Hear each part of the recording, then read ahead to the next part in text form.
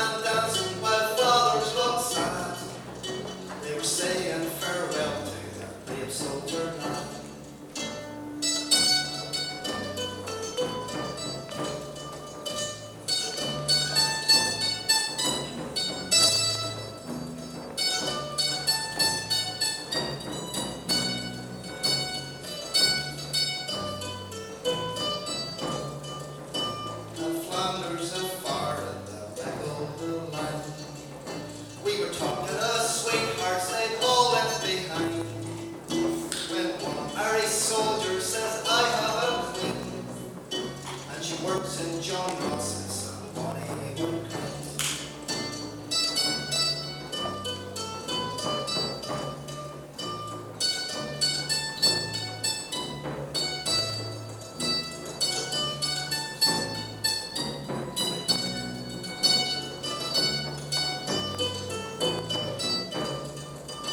It was early next morning by the face on the floor. A shot from the enemy, this young lad they know. He called for his comrades, it was a sad scene. Sent farewell to his Nelly, Bonnie Wood Green.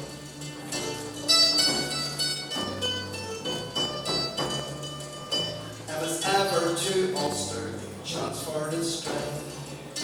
There's a neat little factory near Ballymacfay, where the weavers and winders are all to be seen. For they wear the winders on Bonnie Wood Green, and among the green bushes on Bonnie Wood Green.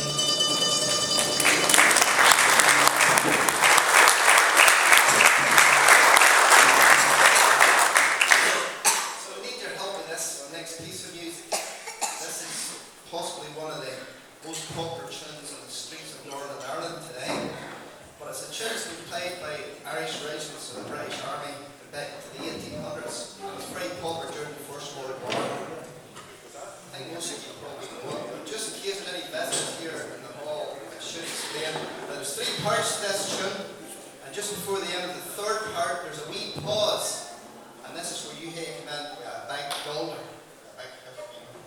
It's called Killaloo.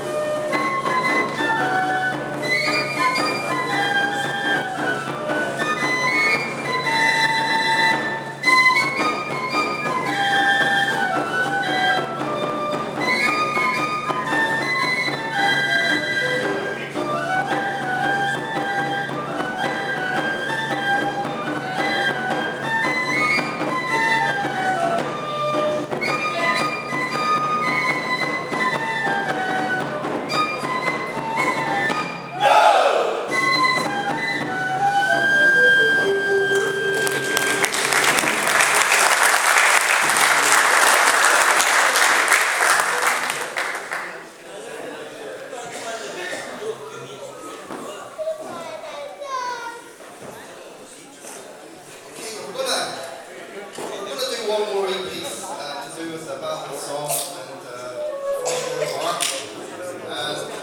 This is a wee poem, so we need your attention for this here. It's an aspect of the First World War that got forgotten about until recent times, because there's quite a lot of young men who were shot as deserters in the First World War, and it was because this was the first time that the idea of bombs and loud bangs going off in people's ears was introduced to wars. And so basically soldiers were shell shocked, and that's what happened in many cases. And was only in recent times that this was fully understood. Such a young man was a man who was known as Young Crozier, and he was from Shingle Road, from Battenberg Street. And on one of our CDs we did a tribute to Young Crozier of Battenberg Street, and set it to this tune here that you might be familiar with.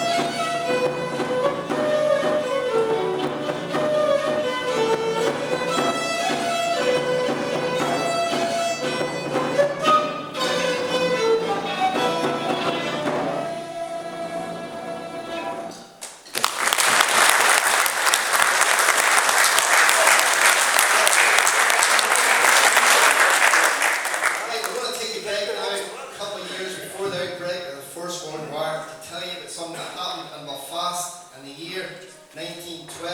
Well, there's a couple of things that happened in Belfast in 1912, but we're going to tell you today about the building of this big boat. You may have heard tell of it. It was the biggest boat in the world at the time.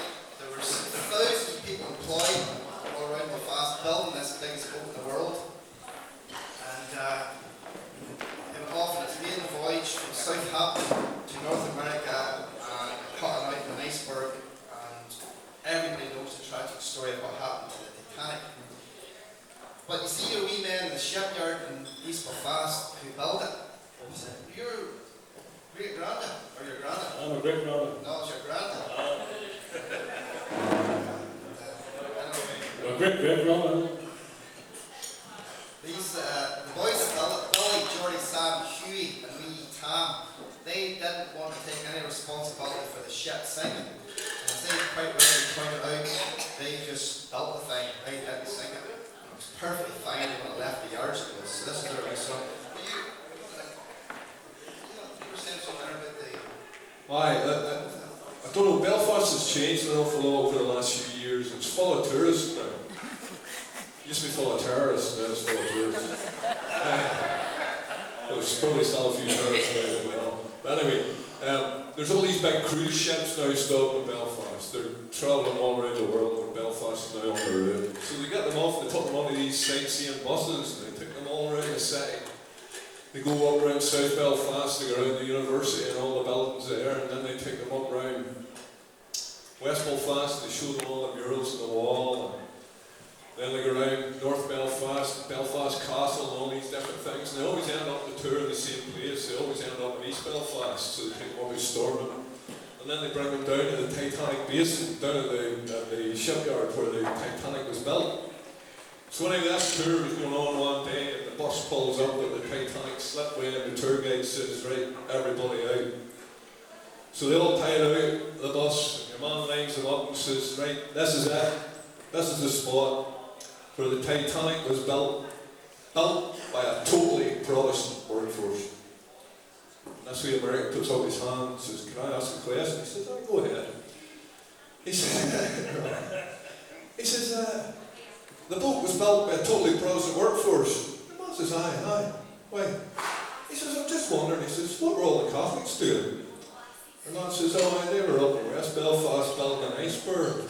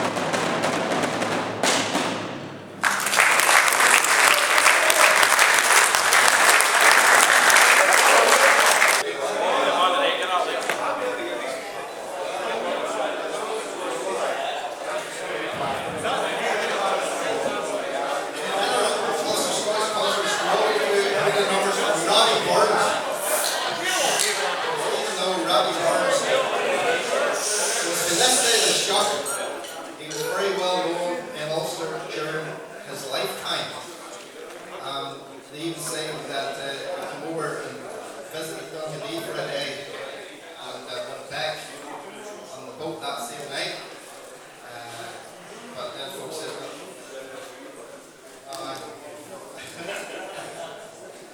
he didn't, of course, but they say that, so that just shows you the level of esteem they was held in. You know.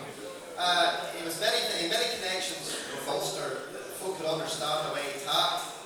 At that time, he was a Presbyterian.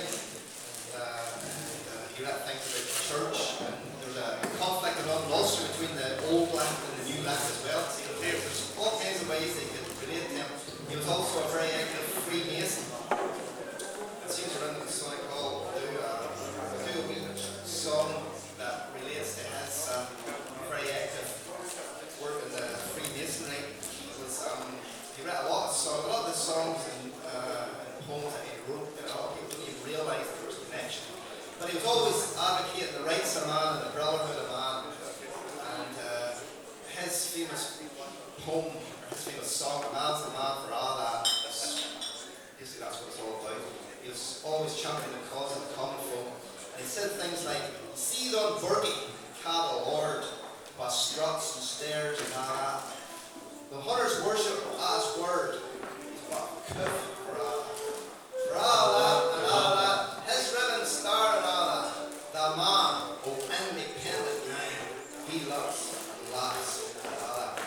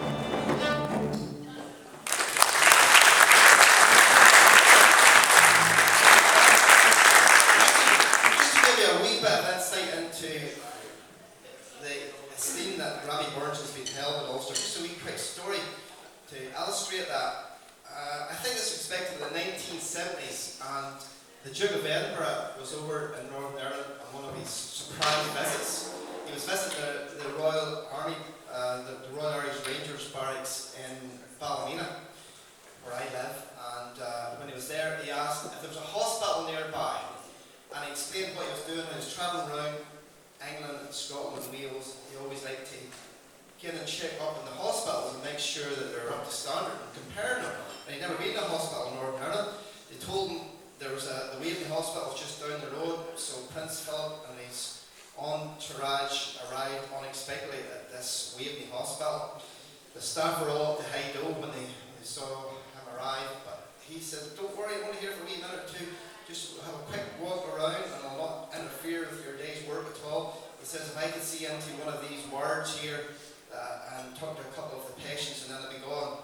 And he he says, maybe I can just nip into this ward here. And the matron says, okay. So he walks into this ward, and the man's sitting up in bed, and Prince Philip says to him, "Good day, sir, and how are you feeling today?" And the boy just looked him up and down and says, "Oh, what some power that gifty giest to see yourselves as others see us. At what free money a blunder free us and foolish notion." And Prince Philip just smiled and told him that he hoped to be feeling better soon. And on the next day, this boy shoots out, "A prince come back a bill at night, a Marcus Duke and Anna, and an honest man's a business might, good faithy man a father." And at that point, they thought they better Prince Philip out of there. And they go him out into the corridor, he starts laughing his head off. And he says, "I take it that's a psychiatric ward in there." And the matron says, "Oh no, that's the serious burns unit."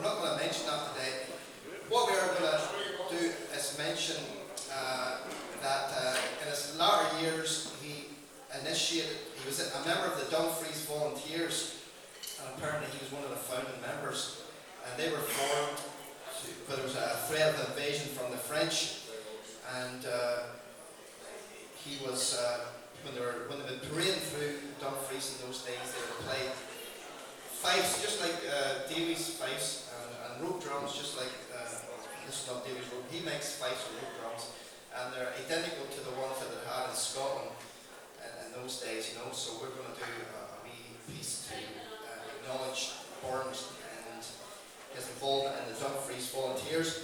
When he was being buried, they paraded him through the streets of Dumfries, and his sword was on his coffin. Just before we do this wee tribute to him, it's important to note that when he was in the Dumfries Volunteers, he read a few poems for them, including one where he says, "Be Britain still to Britain true, among ourselves united, for never but by British hands was British wrongs rewrited." So I think he was a bit of a Brit,